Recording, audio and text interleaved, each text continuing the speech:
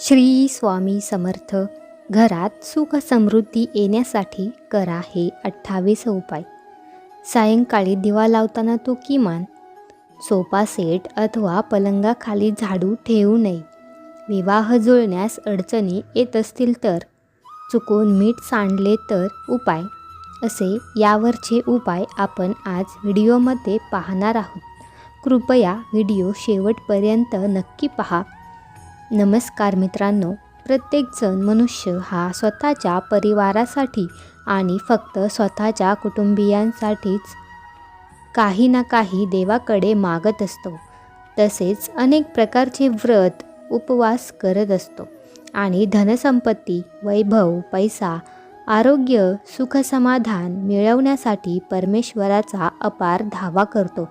परंतु आपल्याकडून नकळत काही चुका होतात. आपण त्या दुर्लक्ष करतो.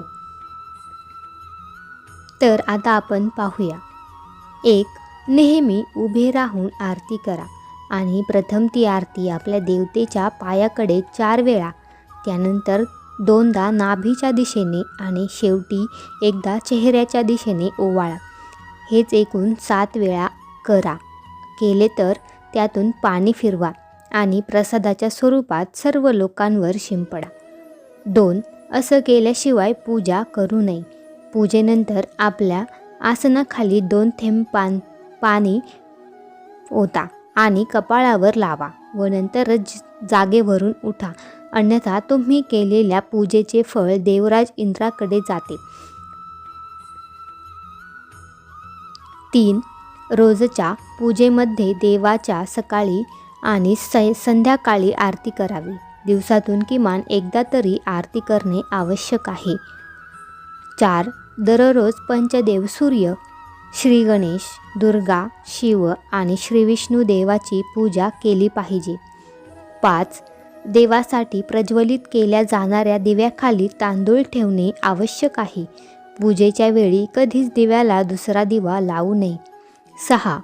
तांब्याच्या भांड्यात चंदन ठेवू नये आणि देवतांना पातळ चंदन लावू नये. 7. आपल्या देवतेची पूजा नेहमी पूर्व, उत्तर, ईशान्य दिशेला केली पाहिजे.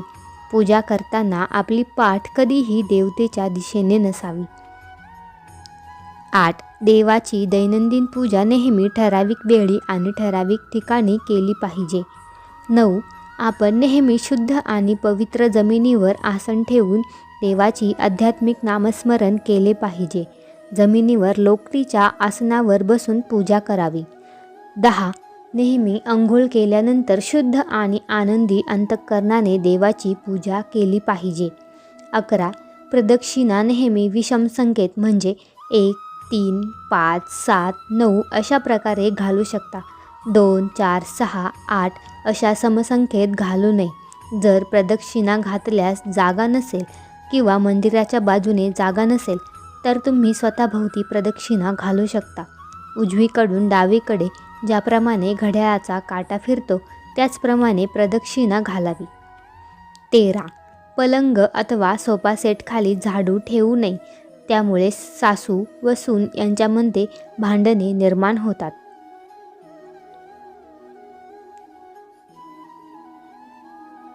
14. सायंकाळी दिवा लावताना किमान 15 मिनिटे प्रकाशित राहावा असा लावावा. तसेच दिव्याचा प्रकाश मूर्तीवर पडावा.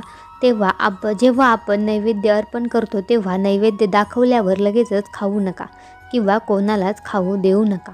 थोडा वेळ तरी तो देवासमोर असू द्या आणि त्यानंतर तो स्वतः आणि इतरांना वाटू शकता. 14. आपण घरातील धन ज्याप्रमाणे तिजोरीमध्ये ठेवतो त्याचप्रमाणे झाडू देखील लपवून ठेवावा. झाडू कोणालाही दिसू नये अशा ठिकाणी ठेवावा. 15. मीठ सांडल्यावर त्यावर पाय पडू नये म्हणून ते स्वच्छ भरून पाण्यात टाकावे. मीठ समुद्रापासून मिळते आणि लक्ष्मी समुद्र कन्या आहे. 16. सुकलेली फुले कोणत्याही रूममध्ये ठेवू नये. त्वरित फेकून किंवा विसर्जन करावे. सुकलेली फुले किंवा फळे घरामध्ये वास्तुदोष निर्माण करतात. 17. लक्ष्मी येण्याच्या वेळेला कधीही झोपू नका. त्यामुळे लक्ष्मी नाराज होते आणि आर्थिक परिस्थिती खालावते. 18. महिलांनी झाडू व्यवस्थित आडवा ठेवावा. झाडू लक्ष्मीचे प्रतीक आहे. त्याचा मोठा मान ठेवावा, यामुळे लक्ष्मी माता प्रसन्न होते. 19. पूर्व दिशेला डोके तर पश्चिम दिशेला पाय करून झोपावे. 20. घरात बैठक खोलीत पूर्व दिशेला बांबूचे रोप लावावे, त्यामुळे घरात सकारात्मक ऊर्जा येते. 21. सकाळी आवडत्या देवींच्या आरतीची कॅसेट लावावी, त्यामुळे मन प्रसन्न राहते आणि दिवस चांगला जातो. 22. घरामध्ये मोडक्या वस्तू साठवून ठेवू नये, त्यामुळे कामात अडथळे येतात. 23. घरातील दक्षिण भागावर लाल रंगाची पेंटिंग लावावी, त्यामुळे घरातील व्यक्तीचा आत्मविश्वास वाढतो. 24. दर गुरुवारी एखाद्या गरजू व्यक्तीला दान केल्याने आर्थिक स्थिती हळूहळू मजबूत होऊ लागते. त्याच्या प्रभावामुळे तुमच्या कामात कोणतीही अडथळा येणार नाही आणि तुमचे काम अगदी सहज रीतीने होईल. 25. आजच्या काळात जशी अभ्यासामध्ये स्पर्धा वाढली आहे, तशीच आरोग्याविषयी समस्या देखील निर्माण झाली आहे. आरोग्यासाठी पाण्यामध्ये हळद किंवा मधामध्ये हळद घालून पिल्यास आपली रोगप्रतिकारक शक्ती वाढते.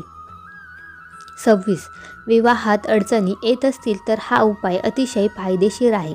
अविवाहित मुलामुलींना अंघोळीच्या पाण्यात हळद टाकून त्या पाण्याने जर अंघोळ केल्यास विवाहयोग लवकर जुळून येतो. त्याशिवाय आपले शरीर व मन देखील शुद्ध होते. 27. 1 ग्लास पाण्यात हळद टाकून सकाळच्या पूजेच्या वेळेस देवासमोर ठेवा.